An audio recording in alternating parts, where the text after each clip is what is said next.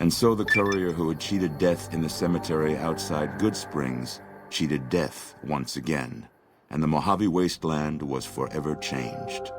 The new California Republic celebrated its second victory at Hoover Dam, establishing definitive control over the entire Mojave Wasteland. Soon after, they negotiated terms to annex the Strip, Freeside, and many surrounding communities. The Mojave Wasteland, at long last, had entirely fallen under the NCR's banner.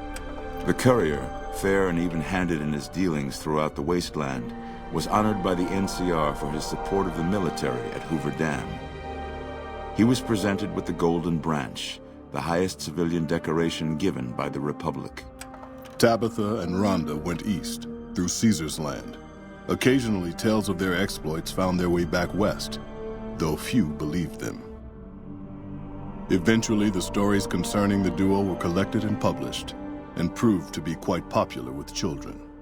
Invigorated by his travels with the courier, Raul once more took up his guns in memory of his lost Rafaela. Soon after, the Mojave was filled with tales of the ghost vaquero who hunts down those who prey on the weak.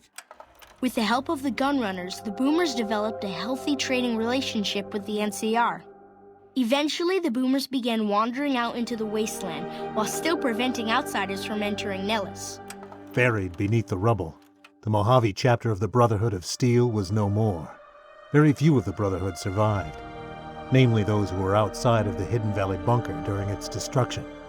They settled into new lives, or headed west to find a new chapter to join.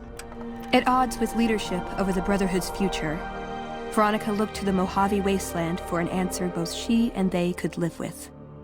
But the answer would never come, and the dangers of the world that had left the Brotherhood of Steel behind would eventually claim her life.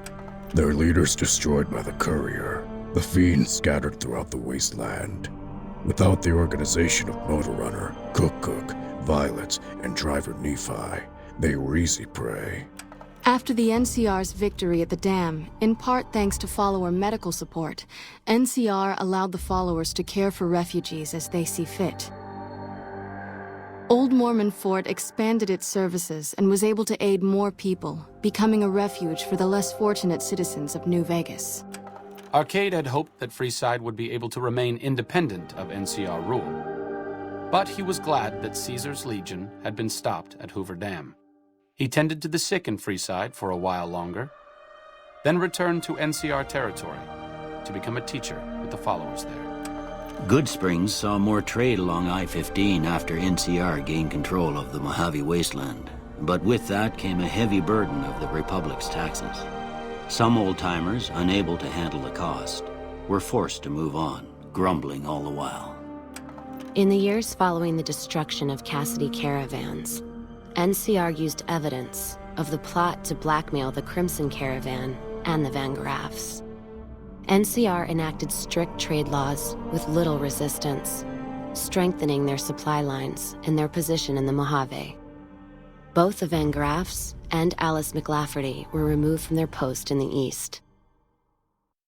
During their trek west, however, their caravan was wiped out by raiders using advanced weaponry and military tactics. No cargo was taken. When questioned, the gunrunners denied any involvement, claiming they would have no public motivation for such an attack. Cass survived to see the NCR flag flying proud over Hoover Dam, and thought for a moment, this is what a hero must feel like. She was about to tell the courier not to get too proud of himself. Then she figured, he knew that already.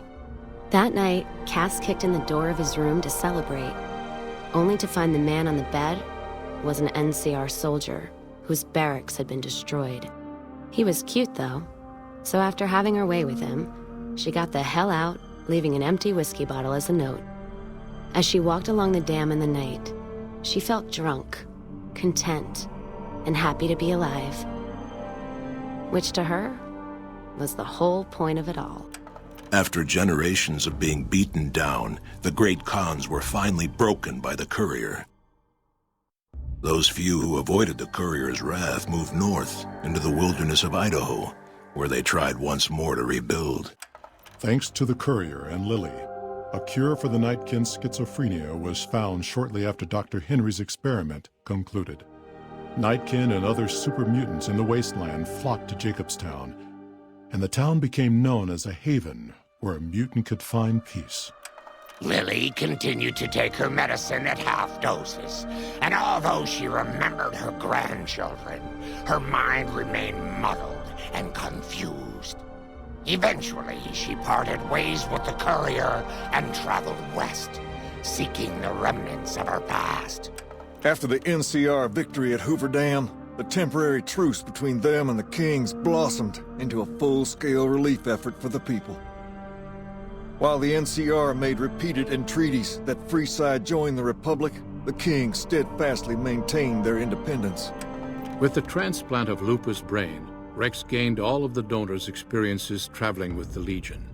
These melded well with his own memories of the Legion, and his new mind quickly adjusted to the myriad memories. Shaped up by the courier's advice, the Misfits distinguished themselves during the Legion's attack on Camp Golf. Mags was finally promoted to sergeant, and the rest of the Misfits received an official commendation.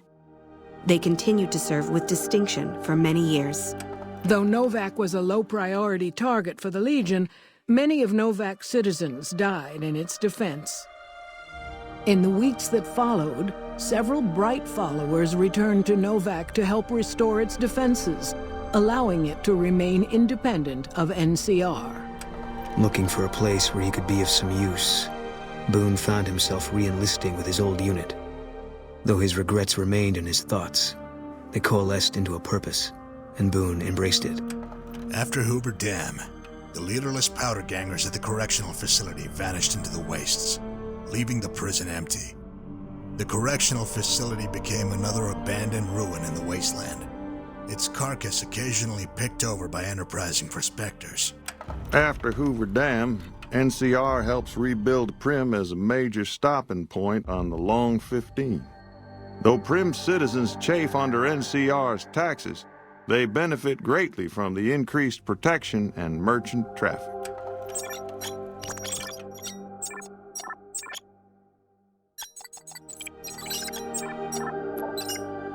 Due to the courier's intervention, Chief Hanlon abandoned his plan to sabotage the defense of Hoover Dam. The Rangers assisted the troopers admirably during the Legion's ill-fated attack. Though General Oliver and Chief Hanlon were both praised for their leadership, the chief quietly stepped out of the spotlight. After a brief fanfare for a life full of accomplishments, Chief Hanlon retired and returned to the peace and quiet of his ranch in Redding. Despite surviving the destruction of the oil rig and the loss of their comrades at Navarro, the venerable remnants were no match for the courier. They carried the secrets of their old lives to their graves. And so the courier's road came to an end, for now. In the new world of the Mojave Wasteland, fighting continued, blood was spilled, and many lived and died just as they had in the old world. Because war never changes.